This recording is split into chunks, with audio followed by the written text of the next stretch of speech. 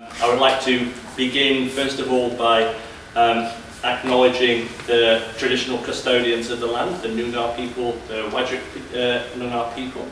Pay my respects to their elders past and present, and acknowledge the continuing contribution they make to our culture and society.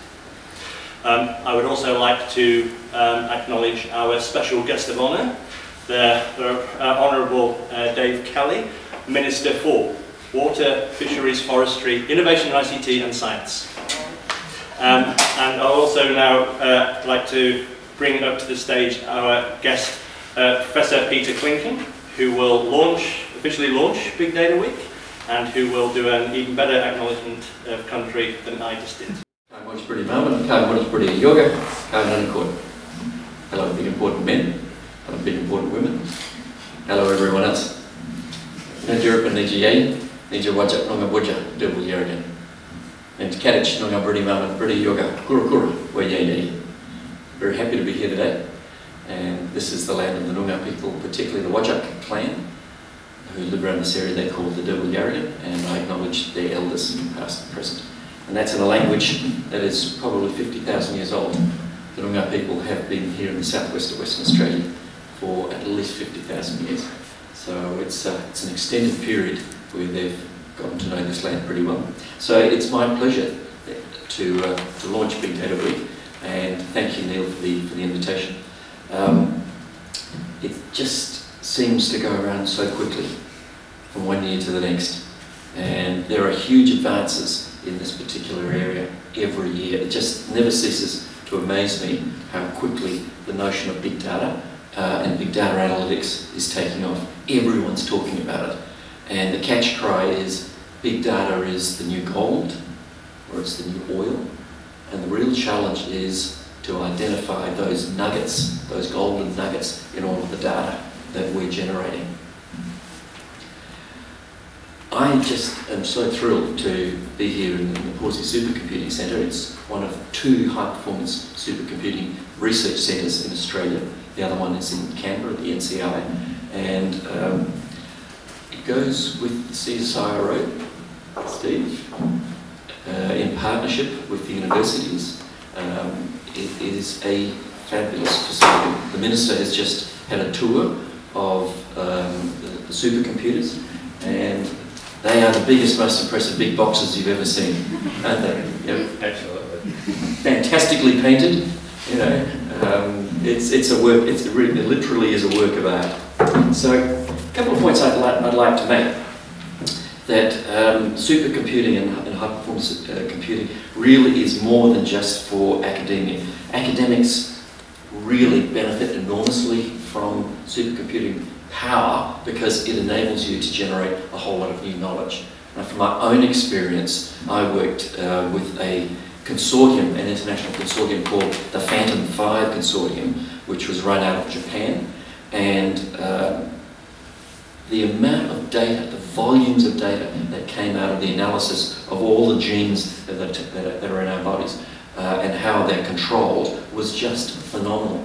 The ability to analyze all of that data has revolutionized our understanding of the body and diseases. So that whole study was actually led by an Australian, Alistair Forrest, who we've been able to recruit back to WA, and I think that's a real coup. So in the area of genomics, which is analysing genes, and transcriptomic, which is the analysis of the transcripts, the little messages that come out of the genes, it's fantastic.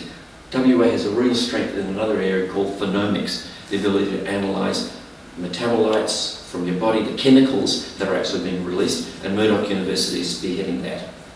Our ability to analyse radio astronomy data has just exploded with the Pawsey Supercomputing Centre. So the International Centre for Radio Astronomy Research, which is between Curtin University and UWA, is at the forefront of the square kilometre array, and we know that the data that's been generated by the precursors, the Murchison Wide Field Array and CSIRO's ASCAP, the square kilometre array precursor, are generating data which is just fantastic. We're seeing new galaxies, we're seeing new planets, All sorts of fantastic new discoveries are being made. Another area that has started off as an academic interest, but is now going into mainstream world of big data analytics, is cybersecurity. ECU has got a fabulous centre for cybersecurity, and there's a spin-out company called Skate, SC8, which has come out of that and is part of controlling and making sure that our data is actually secure.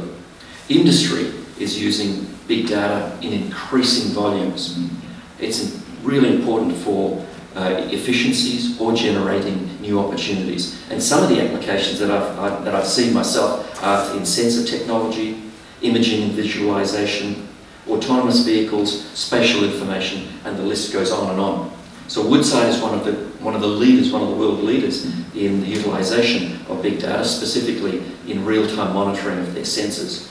But there's a fantastic company that I love talking about, Down Under Geosolutions, Doug, on the corner of Kings Park Road and Thomas Street. Ministers heard me tell this story before, sorry to bore you, but I just love it. I love it to bits, because right on the corner of Kings Park Road, there's this company, Down Under Geosolution, that has got a supercomputer that's significantly larger than Pawsey's. It's a commercial supercomputer, and they're doing data analytics for the whole world.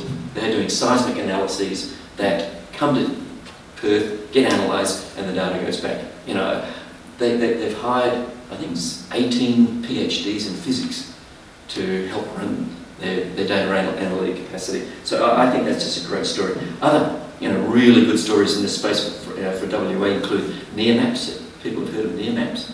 That's spun out of WA. Health Engine, the View Group down in Bunbury that actually do animations and export them to China. These are just wonderful examples of where big data is being used by industry. Government sees great opportunities in data and data linkage. So I chaired a data linkage review last year, and I've reported to the Minister and to the Minister for Health about this review. We hope that it will go through and be presented to Cabinet soon. But it's where government agencies are collecting massive amounts of data, and how government can actually be more efficient by linking the data that's generated by different agencies. It's a wonderful opportunity to actually make more informed decisions. The other group that surprised me in terms of their interest in this area was the not-for-profit sector, the NGOs. And I was at a forum of WACOS 2 weeks ago where they were screaming for more data and the ability to link data, because they want to deliver better services to the community based on information. And it's only when you actually get all these different data sets, link them together, that you can actually make some sense, get those gold nuggets and deliver better outcomes for the community. So they're very, very keen on this as well. So big data is more than just an esoteric exercise for the geeks, right? It's actually got, sorry, people take that personally. I consider myself a geek. People consider me, a whole lot of other things as well. We won't go there. But it's actually providing real-life, practical solutions and opportunities in many different areas. There are, to me, 3 key elements to all of this. One is the hardware. You need to have the big toys. You really do need to have the grunt to be able to analyse all these massive amounts of data. You need the software so that you have the data analytical tools, and you need people. You really need people who can actually run these machines or come up with the new algorithms and analytical capacity. I give 2 examples that really have stuck with me. One was talking to Chari Patarachi at UWA, who does a lot of analyses of currents and underwater movements. And he was brought into the tragic case of the MH370 going down. And he said, in the absence of the Pawsey supercomputer, he could not have been able to predict where the debris was going to end up. Madagascar, for crying out loud. Right? No one in the world would have thought of that if he hadn't been able to use the power of this supercomputing facility with these different algorithms and plot where the debris ended up. And on a really practical note, you can actually make lighter bread. Yes, you can make lighter bread using algorithms that are required for geosciences. So it's all about pockets of air and areas that are trapped underground, and how you can actually trap that air inside a loaf of bread and make it lighter. You know, that's a real life practical application as far as I'm concerned.